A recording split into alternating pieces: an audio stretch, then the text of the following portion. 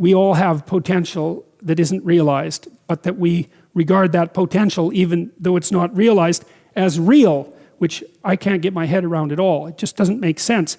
And then, although everyone acts that way, and everyone believes it, because what you act reflects what you believe, and you make judgments about yourself and others based on those beliefs, and they're deep judgments. So the idea that you believe that there is such a thing as human potential, I think it's undeniable. If you act at all, if you expect things of people at all, then you're demonstrating your commitment to the idea of potential. But then I wonder if there's something even deeper going on, because we are very materialistic, modern people, and there's great power in that, obviously. I mean, we've obtained great control over the material world, for better or for worse. But we do have a tendency to think of the world purely as a material structure, and it isn't really obvious to me that the world is exactly a material structure. It seems to be something more like constrained potential, because everything is a certain way, but everything that is a certain way could be a multitude of other ways, and almost an infinite multitude of other ways. And the degree to which something that is could be a multitude of other ways is dependent on large part on how you interact with it, right? Even with materials that we're very familiar with, we continue to discover new properties and put them to use. It's like things are compacted into their material form, but that doesn't exhaust what they are, especially not in relationship to other things. And so it seems to me, even if you can't replace the materialist perspective with the perspective that it's better to construe the world, construe being as if it's made of possibility rather than the world as if it's made of matter, it's at least useful to have that as an additional viewpoint. Is that because you could say, well, the material philosophy is very useful as a tool for obtaining certain sorts of benefits, which it clearly is.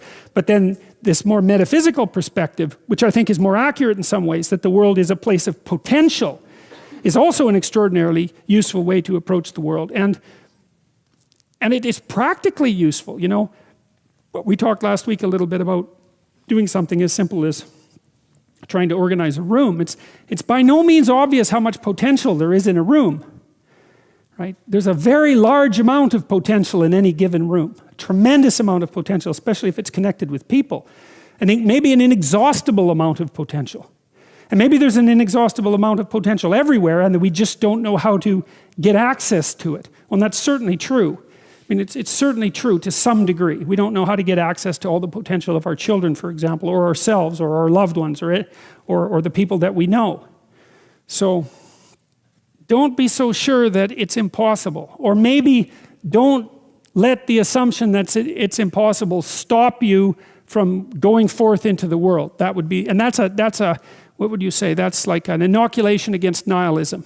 And for a long time I understood nihilism very well. I could understand its rationale, associated with the tragedy of life, associating with suffering and evil, associated with the observation of finitude and the arbitrary and unjust nature of the world. But the more I've thought about it, the less I've come to believe that there's any excuse for it whatsoever.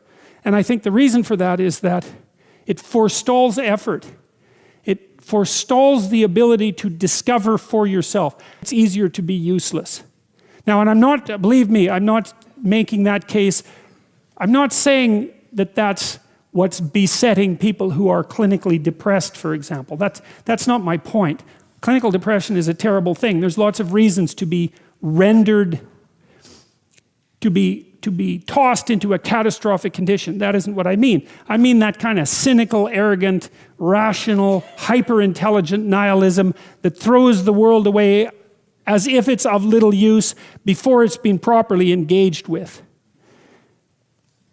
Better to engage with it and see what happens, and better to make the assumption that if the world isn't returning to you what it is that you need, then either you're not doing it right or you've conceptualized what you need badly.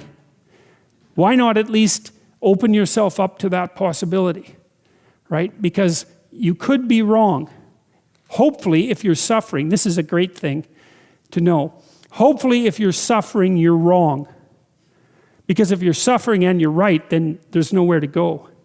So it's very useful to find out whatever errors you might be committing. Another thing that's really interesting about the Jews in the Old Testament, it's a remarkable thing. Every single time they get flattened by God, it's always their fault. They never say the world that God created was corrupt and God is evil. They never say that, no matter what happens, right? No matter what catastrophe occurs, when they have every reason to at least put that hypothesis forward, they don't. They say, we erred, we walked off the path, it's our fault. And that's hard, you know, because it puts all the weight of human catastrophe on the human being. That's very hard.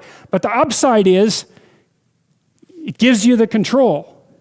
It opens up the door, it opens up the possibility that you could be the person that could set it right if you would just let go of what's in your way. Whatever that is.